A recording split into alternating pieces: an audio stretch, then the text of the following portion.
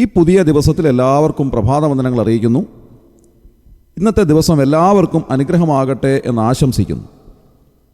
ദേശത്തിൻ്റെ വിവിധ ഭാഗങ്ങളിൽ നിന്ന്, ലോകത്തിൻ്റെ വിവിധ ഭാഗങ്ങളിൽ നിന്ന് അസമാധാനത്തിൻ്റെയും അസന്തുഷ്ടിയുടെയും വാർത്തകൾ നാം കേട്ടുകൊണ്ടിരിക്കുന്ന ഒരു സമയമാണല്ലോ ഇത്.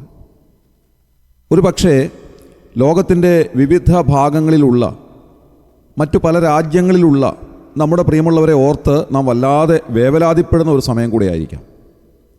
എന്നാൽ ദൈവവചനം നമുക്ക് നൽകുന്ന ആശ്വാസം എത്രയോ വിലയേറിയതാണ്. ദൈവവചനം നമുക്ക് നൽകുന്നത് പോലെ സമാധാനം നൽകുവാൻ, പ്രതീക്ഷ നൽകുവാൻ മറ്റൊന്നിനും സാധ്യമല്ല എന്നുള്ളതും ഇന്ന് രാവിലെ ഞാൻ ഓർപ്പിക്കട്ടെ. 103-ാം സങ്കീർത്തനം നമുക്കെല്ലാവർക്കും ഹൃദിസ്ഥമാണ് എന്ന് ഞാൻ വിചാരിക്കുന്നു. അതിലെ ഓരോ വാക്യങ്ങളും നമുക്ക് നൽകുന്ന ആശ്വാസവും പ്രത്യാശയും പ്രതീക്ഷയും വളരെ വലുതാണ്. ഈ സങ്കീർത്തനത്തിൻ്റെ ആരംഭ ഭാഗങ്ങൾ നാം വായിക്കുമ്പോൾ യഹോവയായ ദൈവം നമുക്ക് ചെയ്ത ഉപകാരങ്ങളെ സംബന്ധിച്ചുള്ള വലിയ ചിന്ത നമ്മുടെ ഹൃദയത്തെ ഭരിക്കുന്നതിനിടയാവും. അതായത്, എൻ മനമേ യഹോവയെ വാഴ്ത്തുക, എൻ്റെ സർവാന്തരംഗവുമേ അവൻ്റെ വിശുദ്ധനാമത്തെ വാഴ്ത്തുക, എൻ മനമേ യഹോവയെ വാഴ്ത്തുക, അവൻ്റെ ഉപകാരങ്ങളൊന്നും മറക്കരുത് എന്നുള്ള വാക്യത്തോടെയാണല്ലോ വാസ്തവത്തിൽ ദാവീദ് രാജാവ് ഈ സങ്കീർത്തനം ആരംഭിക്കുന്നത് തന്നെ. നാം നമ്മുടെ മനസ്സിനോട് പറയുകയാണ്, എൻ്റെ മനസ്സേ, നീ ഒരു കാര്യം ഓർക്കേണ്ടത് ആവശ്യമാണ്. യഹോവയായ ദൈവം നിനക്ക് ചെയ്ത ഉപകാരങ്ങൾ ഒന്നും നീ മറന്നു പോകരുത്. അതുകൊണ്ട് എൻ്റെ സർവ്വ അന്തരംഗവുമേ യഹോവയുടെ നാമത്തെ വാഴ്ത്തുക. സകല രോഗങ്ങളെയും സൗഖ്യമാക്കുന്ന, ജീവനെ നാശത്തിൽ നിന്ന് വീണ്ടെടുക്കുന്ന വലിയവനായ ദൈവത്തിൻ്റെ കരുതൽ തുടർന്നുള്ള വാക്യങ്ങളിലെല്ലാം നാം വായിക്കുകയാണ്. വലിയവനായ ദൈവം നമ്മെ കരുതുന്ന വിധങ്ങളും നമ്മെ സഹായിക്കുന്ന വഴികളും എല്ലാം ഈ സങ്കീർത്തനത്തിൻ്റെ ഓരോ വാക്യങ്ങളിലുമുണ്ട്. കരുണയും കൃപയും നിറഞ്ഞ കർത്താവ്, ദീർഘക്ഷമയും മഹാദയയും ഉള്ളവൻ നമ്മെ കരുതുന്നതായ വഴികൾ എത്രയോ വിലയേറിയതാണ്. നമ്മുടെ പാപങ്ങളെ ക്ഷമിക്കുന്ന വലിയവനായ ദൈവം, നമ്മുടെ ലംഘനങ്ങളെ നമ്മോട് അകറ്റുന്നവനായ ദൈവം, അതുപോലെ തന്നെ നമ്മോട് കരുണ കാണിക്കുന്നവനായ ദൈവം, നമ്മുടെ പ്രകൃതി അറിയുന്ന ദൈവം, നാം പൊടിയെന്ന് ഓർക്കുന്ന ദൈവം, അങ്ങനെ നമ്മെ ഉള്ള നിലയിൽ അറിയുന്ന വലിയവനായ ദൈവം ഏതെല്ലാം നിലയിലാണോ നമ്മെ കരുതുകയും കാക്കുകയും സഹായിക്കുകയും ചെയ്യുന്നത് എന്നുള്ളത് ഈ സങ്കീർത്തനത്തിൻ്റെ ആരംഭവാക്യങ്ങളിലൂടെ നാം കടന്നു പോകുമ്പോൾ കാണുവാൻ സാധിക്കുന്ന കാര്യമാണ്. ഇന്ന് രാവിലെ നാം ചിന്തിക്കുവാൻ ആഗ്രഹിക്കുന്നത് ഈ സങ്കീർത്തനത്തിൻ്റെ 19 മുതലുള്ളതായ വാക്യങ്ങളാണ്. ആ വാക്യങ്ങൾ ഞാൻ വായിക്കാം. യഹോവ തൻ്റെ സിംഹാസനത്തെ സ്വർഗത്തിൽ സ്ഥാപിച്ചിരിക്കുന്നു, അവൻ്റെ രാജത്വം സകലത്തെയും ഭരിക്കുന്നു. അവൻ്റെ വചനത്തിൻ്റെ ശബ്ദം കേട്ട് അവൻ്റെ ആജ്ഞ അനുസരിക്കുന്ന വീരന്മാരായി അവൻ്റെ ദൂതന്മാരായുള്ളവരെ യഹോവയെ വാഴ്ത്തുവിൻ. അവൻ്റെ ഇഷ്ടം ചെയ്യുന്ന ശുശ്രൂഷക്കാരായി അവൻ്റെ സകല സൈന്യങ്ങളുമായുള്ളവരെ യഹോവയെ വാഴ്ത്തുവിൻ. അവൻ്റെ ആധിപത്യത്തിലെ സകല സ്ഥലങ്ങളിലുമുള്ള അവൻ്റെ സകല പ്രവൃത്തികളുമേ യഹോവയെ വാഴ്ത്തുവിൻ. എൻ മനമേ യഹോവയെ വാഴ്ത്തുക. ഈ വാക്യങ്ങളിലൂടെ സങ്കീർത്തനക്കാരൻ ലോകത്തോട് വിളിച്ചറിയിക്കുന്ന ഏറ്റവും വലിയ സത്യം എന്താണ്? യഹോവയായ ദൈവം സകലത്തെയും അടക്കി ഭരിക്കുന്നവനാണ് എന്നുള്ളതത്രേ. അവിടുത്തെ രാജത്വം സകലത്തെയും ഭരിക്കുന്നു. അവിടുന്ന് തൻ്റെ സിംഹാസനത്തെ സ്വർഗത്തിൽ സ്ഥാപിച്ചിരിക്കുന്നു എന്ന് പറഞ്ഞാൽ ഈ അഖിലാണ്ടം മുഴുവനും കാണാവുന്ന, എല്ലാറ്റെയും നിയന്ത്രിക്കാവുന്ന സ്ഥാനം സ്വർഗത്തിൽ നിന്നാണ്. ആ സ്വർഗത്തിൽ അവിടുത്തെ സിംഹാസനത്തെ സ്ഥാപിച്ചിരിക്കുന്നു. ഏറ്റവും ഉന്നതമായ, അതിനു മീതെ മറ്റൊന്ന് എന്ന് പറയുവാൻ സാധ്യമല്ലാത്ത അത്രമാത്രം ഉന്നതിയിൽ എല്ലാറ്റിനെയും അടക്കി ഭരിക്കുന്ന സ്വർഗീയമായ അധികാരത്തെയും ആധിപത്യത്തെയും തൻ്റെ വാക്കുകളിലൂടെ ദാവീദ് രാജാവ് വരച്ചു കാണിക്കുകയാണ്. നമുക്കറിയാം, ഓരോ രാജ്യത്തിനും അതിൻ്റേതായിട്ടുള്ള സാറ്റലൈറ്റുകളുണ്ട്. ഈ ഉപഗ്രഹങ്ങൾ ഭൂമിയുടെ ഉപരിഭാഗത്ത് നിന്ന് വിവിധ ദൂരങ്ങളിൽ വിന്യസിക്കപ്പെട്ടിരിക്കുന്നു എന്നുള്ളത് ശാസ്ത്ര ലോകം നമ്മെ അറിയിക്കുന്നതായ ഒരു സത്യമാണ്. പല ഉപയോഗത്തിനുള്ള സാറ്റലൈറ്റുകളെയും പല ദൂരത്തിലാണ് വിന്യസിച്ചിട്ടുള്ളത്. അതായത് ഇൻ്റർനാഷണൽ സ്പേസ് സ്റ്റേഷൻ ഏതാണ്ട് 400 കിലോമീറ്റർ മുകളിലാണ്, ഭൂമിയുടെ ഉപരിഭാഗത്ത് നിന്ന് 400 കിലോമീറ്റർ മുകളിലാണ് അത് സഞ്ചരിക്കുന്നത്.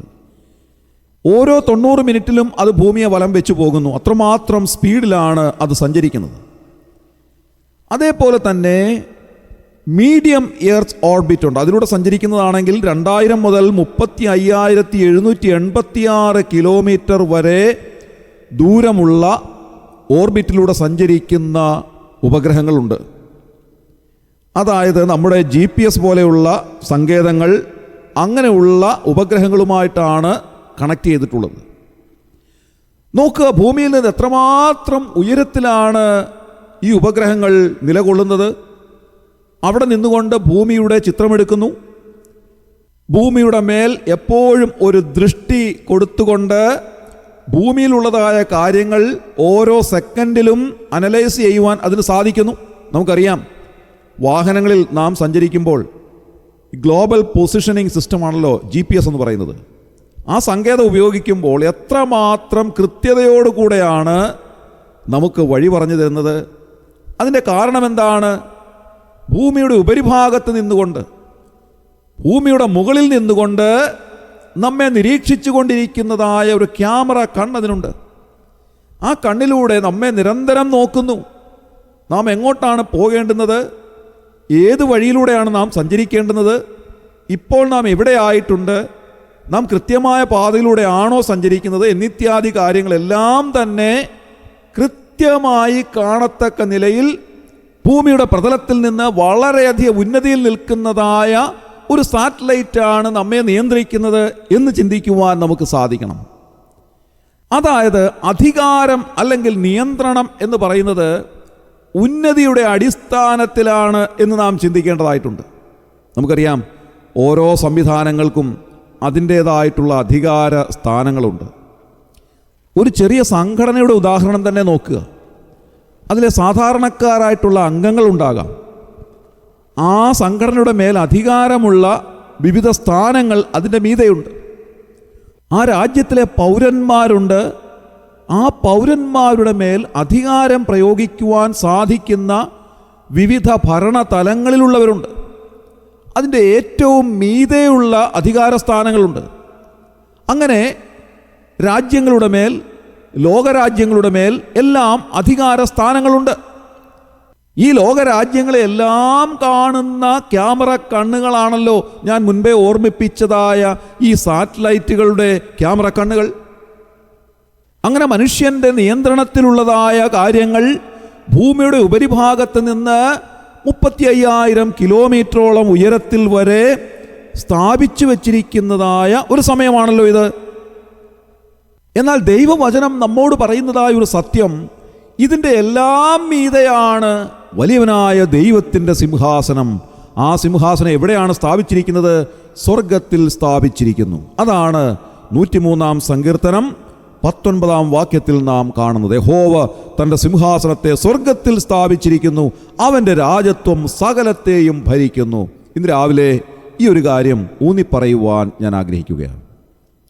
അവിടുത്തെ രാജത്വം സകലത്തെയും അടക്കി ഭരിക്കുന്ന രാജത്വമാണ്. അവിടുത്തെ ആജ്ഞ അനുസരിക്കുന്ന സ്വർഗീയ സൈന്യത്തിൻ്റെ അസംഖ്യം ബറ്റാലിയനുകളുണ്ട് എന്നുള്ളതും ദൈവവചനം നമ്മെ അറിയിക്കുന്നു. അതുകൊണ്ട് 17ഉം 18ഉം വാക്യങ്ങൾ എന്താണ് ദാവീദ് രാജാവ് പറയുന്നത്? യഹോവയുടെ ദയയോ എന്നും എന്നേക്കും അവൻ്റെ ഭക്തന്മാർക്കും അവൻ്റെ നീതി മക്കളുടെ മക്കൾക്കും ഉണ്ടാകും. അവൻ്റെ നിയമത്തെ പ്രമാണിക്കുന്നവർക്കും അവൻ്റെ കൽപ്പനകളെ ഓർത്ത് ആചരിക്കുന്നവർക്കും തന്നെ. ദൈവവചനം പറയുന്നു, ആ വലിയവനായ ദൈവത്തെ, സകലത്തെയും അടക്കി ഭരിക്കുന്ന രാജാധിരാജാവിനെ ആര് അനുസരിക്കുന്നുവോ അവർക്ക് ദൈവത്തിൻ്റെ നീതി വെളിപ്പെടുന്നു. അവർക്കും അവരുടെ മക്കളുടെ മക്കൾക്കും എന്ന് പറഞ്ഞാൽ തലമുറകളോളം ദൈവം അവരെ അനുഗ്രഹിക്കുന്നു. ഇന്ന് രാവിലെ ആ അനുഗ്രഹം നമ്മുടെ എല്ലാ കുടുംബങ്ങൾക്കും ലഭിക്കുവാൻ ഇടയാകട്ടെ എന്ന് ഞാൻ പ്രാർത്ഥിക്കുകയും ആശംസിക്കുകയും ചെയ്യുന്നു. നമ്മുടെ കണ്ണുകളെ അടയ്ക്കാം, പ്രാർത്ഥിക്കാം. ക്രിസ്തുവേശുവിലൂടെ അതിവാത്സല്യമായി ഞങ്ങളെ സ്നേഹിക്കുന്ന സ്വർഗീയ പിതാവാം നല്ല ദൈവമേ, അനുഗ്രഹകരമായ ഈ ദിവസത്തിനായി ഞങ്ങൾ നന്ദിയോടെ സ്തോത്രം ചെയ്യുന്നു. ഞങ്ങൾ ചിന്തിച്ചതുപോലെ അസമാധാനം ലോകം മുഴുവൻ വ്യാപിച്ചിരിക്കുന്ന ഒരു സമയത്ത് ഞങ്ങൾ ജീവിക്കുന്നു കർത്താവേ. പലരും തങ്ങളുടെ പ്രിയമുള്ളവരെ ഓർത്ത് വല്ലാതെ വേവലാതിപ്പെടുന്ന ഒരു സമയത്ത് സകലത്തെയും അടക്കി ഭരിക്കുന്നത് വലിയവനായ ദൈവമാണ് എന്നുള്ളത് ഇന്ന് രാവിലെ ചിന്തിപ്പാൻ ഞങ്ങളെ സഹായിക്കുന്നതിനായി സ്തോത്രം ചെയ്യുന്നു. അവിടുത്തെ സിംഹാസനത്തെ സ്വർഗത്തിൽ സ്ഥാപിച്ചിരിക്കുന്നു എന്ന് ഇന്ന് രാവിലെ ചിന്തിപ്പാൻ ഞങ്ങളെ സഹായിച്ചതിനായി സ്തോത്രം. അവിടുത്തെ രാജ്യത്വം സകലത്തെയും അടക്കി ഭരിക്കുന്നു എന്നുള്ളത് ചിന്തിപ്പാൻ ഞങ്ങളെ സഹായിക്കുന്നതിനായി സ്തോത്രം. കർത്താവേ, അവിടുത്തെ കൽപ്പനകളെ ആചരിക്കുന്ന, അവിടുത്തെ നിയമത്തെ പ്രമാണിക്കുന്ന അവിടുത്തെ മക്കൾക്ക് അവിടുന്ന് സഹായം നൽകുന്നു എന്നുള്ളതും ചിന്തിപ്പാൻ ഞങ്ങളെ സഹായിച്ചതിനായി ഞങ്ങൾ നന്ദിയോടെ സ്തോത്രം ചെയ്യുന്നു. ഇന്ന് രാവിലെ അവിടുന്ന് എല്ലാവരെയും അനുഗ്രഹിച്ചാട്ടെ. ഞങ്ങൾ അവിടുത്തെ സന്നിധിയിലേക്ക് അടുത്ത് വരുന്നു. അവിടുന്ന് ഞങ്ങളെ അനുഗ്രഹിച്ചാട്ടെ, സഹായിച്ചാട്ടെ. ദേശത്തിൻ്റെ വിവിധ ഭാഗങ്ങളിലുള്ള, ലോകത്തിൻ്റെ വിവിധ ഭാഗങ്ങളിലുള്ള ഞങ്ങളുടെ പ്രിയമുള്ളവരൊക്കെ സുരക്ഷിതരായിരിക്കാൻ അവിടുന്ന് ഇടയാക്കണമേ എന്ന് പ്രാർത്ഥിക്കുന്നു. ആർക്കും യാതൊരുവിധ ആപത്തോ അനർത്ഥമോ അപകടങ്ങളോ ഒന്നും ഉണ്ടാകാതെ എല്ലാവരെയും അവിടുന്ന് കാത്തു പരിപാലിക്കണമേ എന്ന് പ്രാർത്ഥിക്കുന്നു. ഈ ശുശ്രൂഷയെ സംബന്ധിച്ച് എല്ലാവരെയും അവിടുന്ന് അനുഗ്രഹിച്ചാട്ടെ. അവിടുന്ന് അങ്ങനെ ചെയ്തതിനായി ഞങ്ങൾ നന്ദി പറയുന്നു. ഞങ്ങളുടെ പ്രാർത്ഥന കേട്ടതിനായി സ്തോത്രം. ഞങ്ങളുടെ കർത്താവിൻ്റെ രക്ഷിതാവുമായ യേശു ക്രിസ്തുവിൻ്റെ ധന്യമായ നാമത്തിൽ തന്നെ ആമേൻ.